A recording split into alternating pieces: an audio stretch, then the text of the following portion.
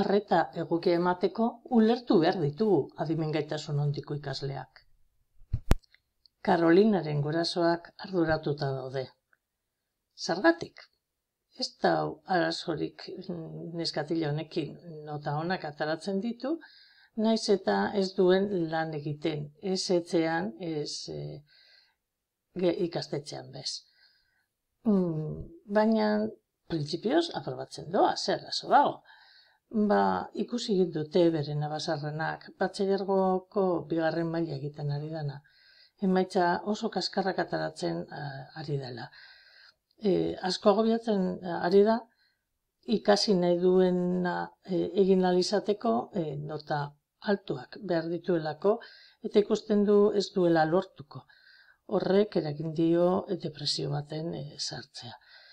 Bai Karolinak, bai nebak, inoiz ez dute behar izan zer egin aprobatzen joateko. Ez dakite ikasten. Inoiz ez dute erronka zailik euki eta errentetatik bizi izan dira. Eta zergatik guzti hau, erronkak sinplegiak izan direlako.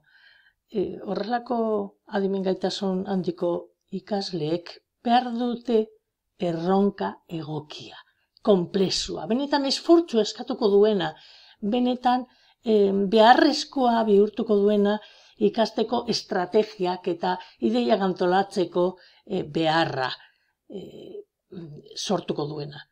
Eta erronka horiek ez duten neurrian, agian, porrotarako bidean, edo amildegira hobeto esan da, bideratuko dugu ikasleak.